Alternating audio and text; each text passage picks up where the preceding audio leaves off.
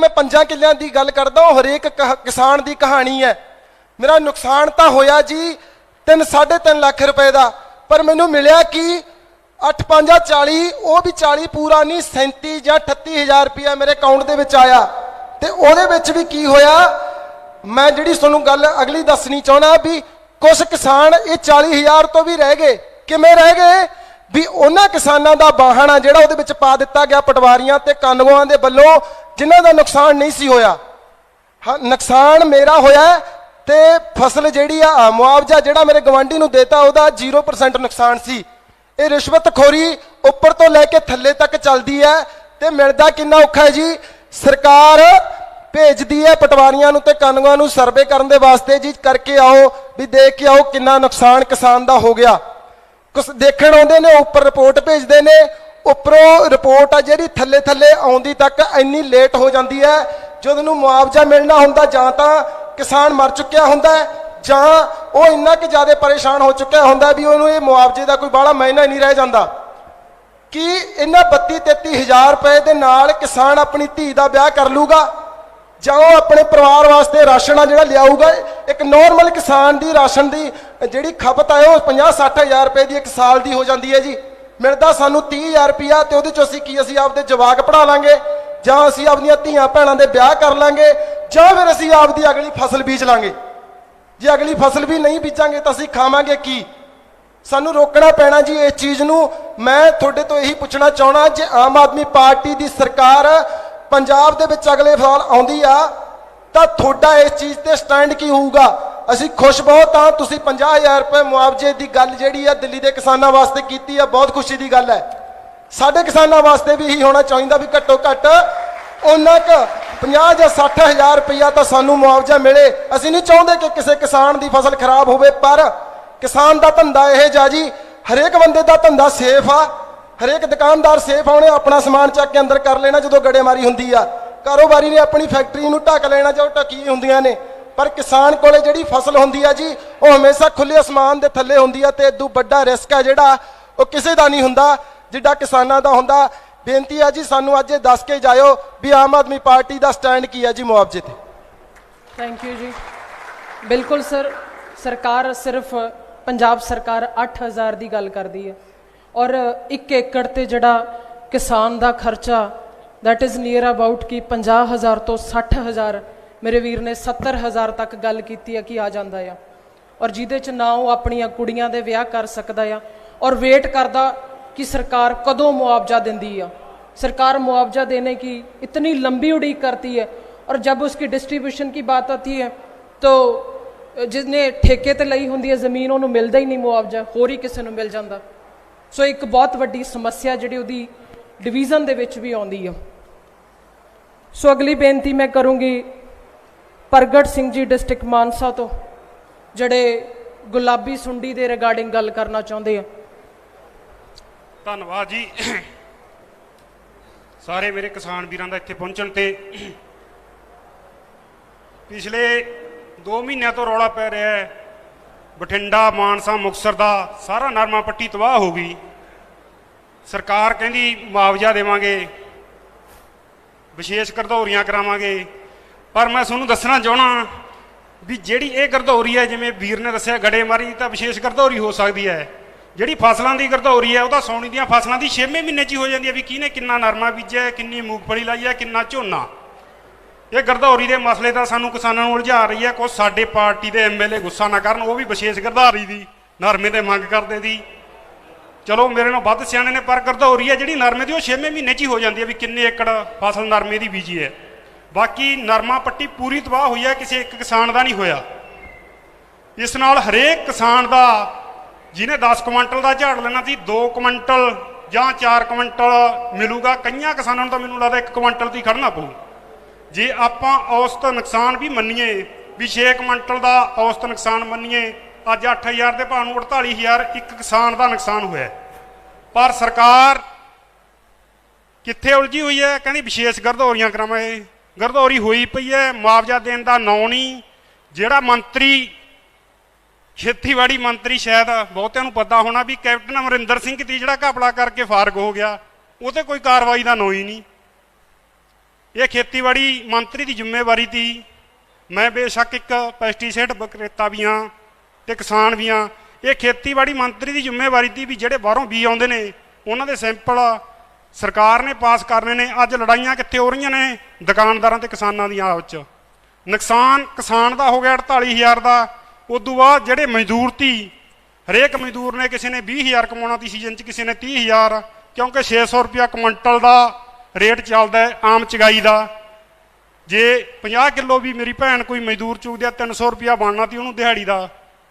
ਪਰ ਪਹਿਲਾਂ ਤਾਂ ਦਿਹਾੜੀ ਨਹੀਂ, ਜੇ ਉਹ ਚੁਗਣ ਜਾਂਦੀ ਹੈ, ਜਿਹੜਾ ਨਰਮੇ ਦਾ ਟਿੰਡਾ ਉਹ 'ਚ 5 ਜਾਂ 4 ਫੁੱਟੀਆਂ ਹੁੰਦੀਆਂ ਨੇ, ਉਹ 'ਚੋਂ 1 ਫੁੱਟੀ ਨਿਕਲਦੀ ਆ, 4 ਬੇਕਾਰ ਨੇ। ਚੁਗਦੀ ਕਿੰਨਾ? 10 ਕਿਲੋ 60 ਰੁਪਏ ਬਣਦੇ ਨੇ, ਜਿੱਥੇ 300 ਬਣਨਾ ਦੀ। ਪਹਿਲਾਂ ਤਾਂ ਮਿਲਦਾ ਨਹੀਂ, ਜੇ ਜਾਂਦੀ ਹੈ 60 ਰੁਪਏ ਬਣਦੇ ਨੇ।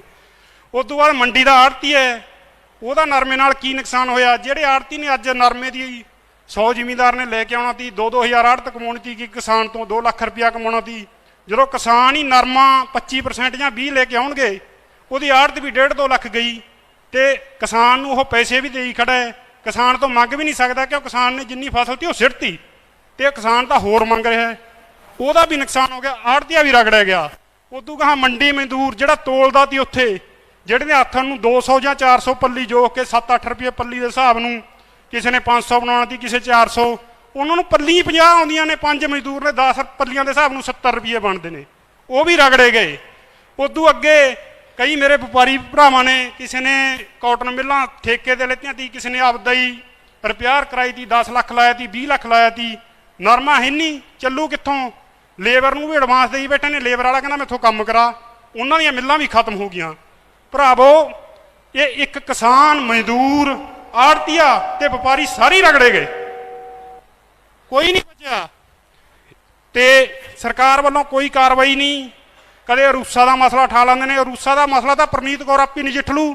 ਉਹ ਖੇਤੀਬਾੜੀ ਮੰਤਰੀ ਜਿਹੜਾ ਕੈਪਟਨ ਅਸਤੀਫਾ ਦੇ ਗਿਆ, ਸਰਕਾਰ ਉਹਦੇ ਗਲ 'ਚ ਹੱਥ ਪਾਵੇ ਸਿੱਧਾ। ਅੱਛਾ, ਉਸ ਤੋਂ ਬਾਅਦ ਮਸਲਾ ਹੋਰ ਸਿਰ ਤੇ ਖੜਾ ਹੈ DAP ਖਾਦ ਦਾ।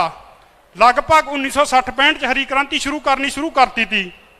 ਮੈਨੂੰ ਲੱਗਦਾ ਮੇਰਾ ਪਿਓ ਵੀ ਨਹੀਂ ਉਦੋਂ ਦਾ ਜੰਮਿਆ ਹੋਣਾ ਜਦੋਂ ਦੀ ਹਰੀ ਕ੍ਰਾਂਤੀ ਸ਼ੁਰੂ ਹੋਈ ਹੈ। ਪੰਜਾਬ 'ਚ DAP ਖਾਦ ਦਾ ਇੱਕ ਵੀ ਕਾਰਖਾਨਾ ਨਹੀਂ ਲਾਇਆ। DAP ਖਾਦ ਕਿੱਥੋਂ ਆਉਂਦੀ ਹੈ? ਅਮਾਨ 'ਚੋਂ, ਸਾਊਦੀ ਅਰਬ 'ਚੋਂ, ਕਤਰ 'ਚੋਂ। ਉੱਥੇ ਕੌਣ ਕੰਮ ਕਰਦਾ ਹੈ? ਉੱਥੇ ਪੰਜਾਬ ਦੇ ਗਰੀਬ ਤਬਕੇ ਦੇ ਲੋਕ ਜਾਂਦੇ ਨੇ। ਕੋਈ 2 ਲੱਖ ਰੁਪਇਆ ਲਾਉਂਦਾ ਬੀਜੇ ਤੇ ਕੋਈ 3 ਲੱਖ, 10 ਜਾਂ 15 ਹਜ਼ਾਰ 'ਚ ਉੱਥੇ ਕੰਮ ਕਰਦੇ ਨੇ। ਕੀ ਕਰਦੇ ਨੇ? DAP ਖਾਦ ਤਿਆਰ ਕਰਦੇ ਨੇ, ਜਿਹੜੀ ਬੋਰੀਆਂ 'ਚ ਪੈ ਕੇ ਸਾਡੇ ਪੰਜਾਬ 'ਚ ਆ ਕੇ ਵਿਕਦੀ ਹੈ। ਜਦੋਂ ਸਾਡੇ ਕੋਲੇ ਖਪਤਕਾਰ ਵੀ ਹੈਗਾ, ਤਿਆਰ ਕਰਨ ਵਾਲੇ ਮਜ਼ਦੂਰ ਵੀ ਹੈਗੇ, ਅਸੀਂ ਕਾਰਖਾਨਾ ਕਿਉਂ ਨਹੀਂ ਲਾ ਸਕਦੇ DAP ਖਾਦ ਦਾ? ਤੀਜੀ ਮੰਗ, ਅੱਜ ਖਾਣ ਵਾਲੇ ਤੇਲ ਅਸਮਾਨ ਨੂੰ ਚੜੇ ਹੋਏ ਨੇ।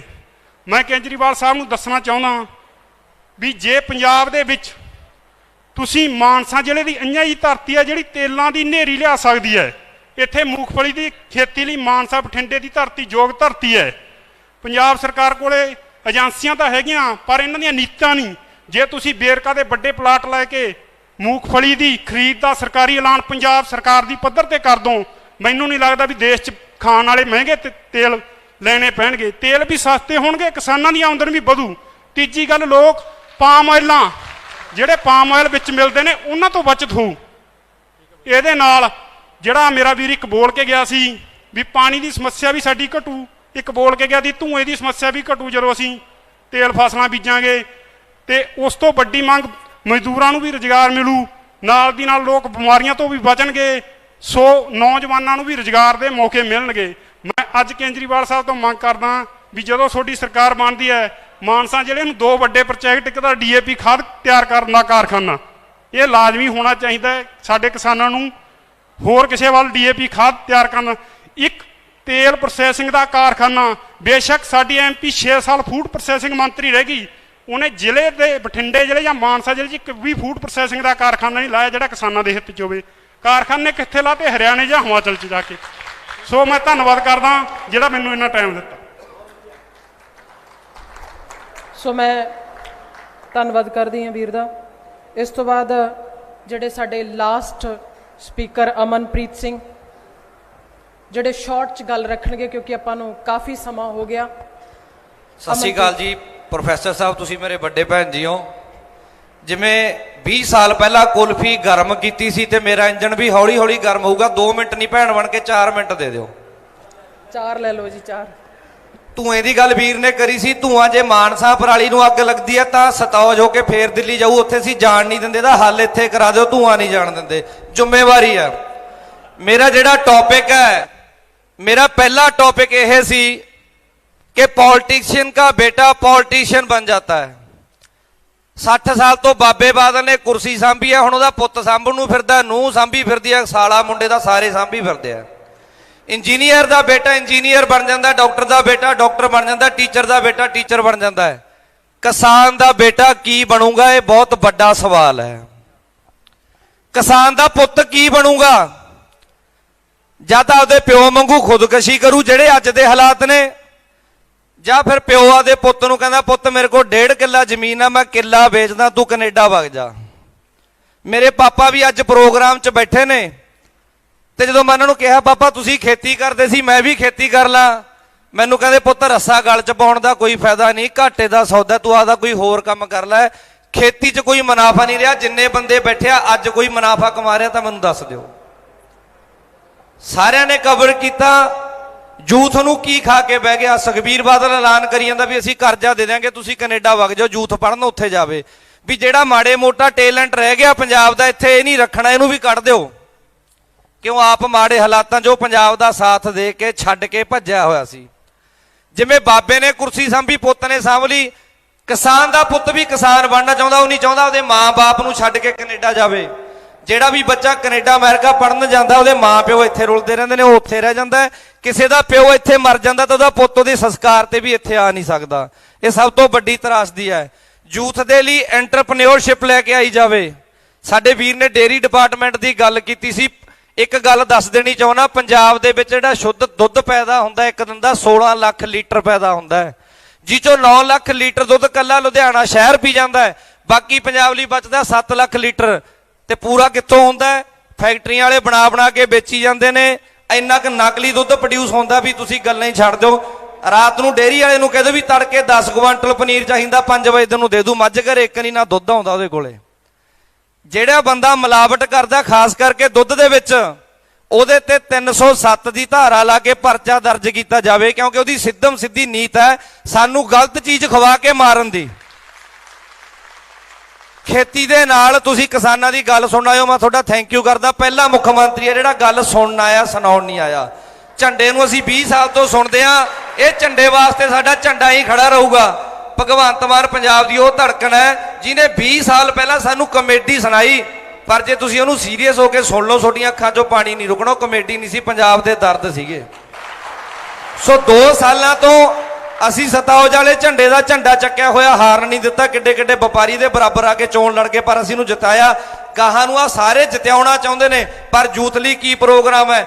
ਯੂਥ 2 ਤਰੀਕਿਆਂ ਨਾਲ ਖਤਮ ਕੀਤਾ ਜਾ ਰਿਹਾ, ਜਿਹੜੇ 'ਚ ਟੈਲੈਂਟਾਂ ਨੂੰ ਬਾਹਰ ਭੇਜਿਆ ਜਾ ਰਿਹਾ, ਬਾਕੀ ਯੂਥ ਨੂੰ ਨਸ਼ੇ ਦੀ ਲੱਤ ਲਾਤੀ।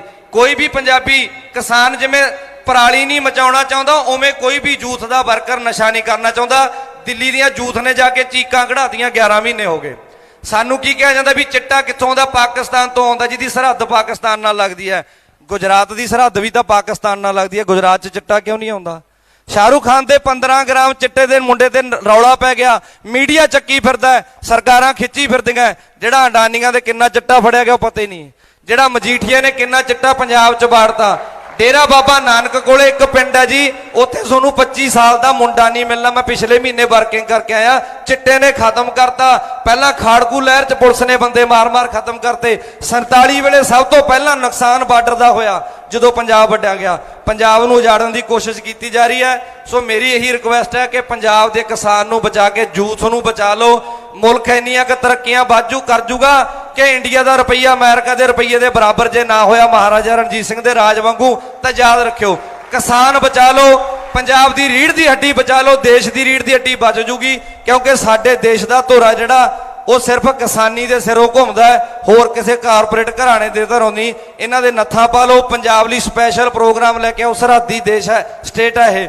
ਕਿਸਾਨ ਨੂੰ ਬਚਾਓ, ਕਿਸਾਨਾਂ ਲਈ ਸਪੈਸ਼ਲ ਪੈਕੇਜ ਲੈ ਕੇ ਆਉਣ, ਤੇ ਯੂਥ ਲਈ ਐਂਟਰਪ੍ਰੈਨਿਓਰਸ਼ਿਪ ਦੇ ਪ੍ਰੋਗਰਾਮ ਲੈ ਕੇ ਆਉਣ। ਬੀਟੈਕ ਕਰੇ ਮੁੰਡੇ, ਬੈਚਲਰ ਸਿਵਲ ਇੰਜੀਨੀਅਰਿੰਗ ਕਰੇ ਮੁੰਡੇ, 8-8 ਹਜ਼ਾਰ ਤੇ ਨੌਕਰੀ ਕਰਦੇ ਫਿਰਦੇ ਨੇ। ਪ੍ਰਾਈਵੇਟ ਨੌਕਰੀਆਂ ਸ਼ੋਸ਼ਣ ਕਰਦੀਆਂ ਨੇ। 10,000 ਰੁਪਇਆ ਦਿੰਦੇ ਨੇ ਤਨਖਾਹ ਦਾ। ਸਵੇਰੇ 8 ਤੋਂ 8 ਵਜੇ ਤੱਕ ਥਰਮਲ 'ਚ ਮੁੰਡੇ ਕੰਮ ਕਰਦੇ ਫਿਰਦੇ ਆ। ਕੋਈ ਸਿਵਲ ਇੰਜੀਨੀਅਰਿੰਗ ਆ, ਕੋਈ ਬੀਟੈਕ ਕੀਤੀ ਹੈ। ਪਰ ਚੱਕਰ ਕਿੱਥੇ ਆ? ਨੀਤਾਂ 'ਚ ਖੋਟ ਆ। ਕੈਪਟਨ ਵੀ ਕਹਿੰਦਾ 1.5 ਲੱਖ ਨੌਕਰੀ ਦੇਤੀ। ਜਿਹੜੇ ਲੋਟ ਉਹਨੇ ਕੰਪਨੀਆਂ ਨੂੰ ਮੁੰਡੇ ਦਿੱਤੇ ਨੇ ਭਰਤੀ ਕਰਕੇ, ਪਹਿਲਾਂ ਵੀ ਕਰਦੀਆਂ ਸੀ ਕਾਲਜਾਂ 'ਚ ਜਾ ਕੇ। ਸੋ ਮੇਰੀ ਹੱਥ ਬੰਨ੍ਹ ਕੇ ਬੇਨਤੀ ਹੈ, ਪੰਜਾਬ ਦੇ ਕਿਸਾਨ ਨੂੰ, ਪੰਜਾਬ ਦੇ ਯੂਥ ਨੂੰ ਬਚਾ ਲਓ। ਦੇਸ਼ ਤੁਹਾਨੂੰ ਅਸੀਂ ਬਚਾ ਕੇ ਦਿਖਾ ਦਾਂਗੇ। ਧੰਨਵਾਦ ਜੀ। ਬਹੁਤ ਧੰਨਵਾਦ ਅਮਨਪ੍ਰੀਤ। ਸੋ ਬਹੁਤ ਸਾਰੇ ਹੋਰ ਵੀ ਮੇਰੇ ਕਿਸਾਨ ਵੀਰ ਬੈਠੇ ਨੇ ਜਿਹੜੇ ਬਹੁਤ ਸਾਰੀਆਂ ਗੱਲਾਂ ਕਰਨਾ ਚਾਹੁੰਦੇ ਨੇ, ਬਹੁਤ ਸਾਰੀਆਂ ਮੁਸ਼ਕਲਾਂ ਉਹਨਾਂ ਨੂੰ ਇੱਥੇ ਦੱਸਣਾ ਚਾਹੁੰਦੇ ਨੇ, ਪਰ ਸਮੇਂ ਦੀ ਬਹੁਤ ਘਾਟ ਆ। ਸੋ ਮੈਂ ਸਾਰਿਆਂ ਦਾ ਧੰਨਵਾਦ ਕਰਦੀ ਹਾਂ।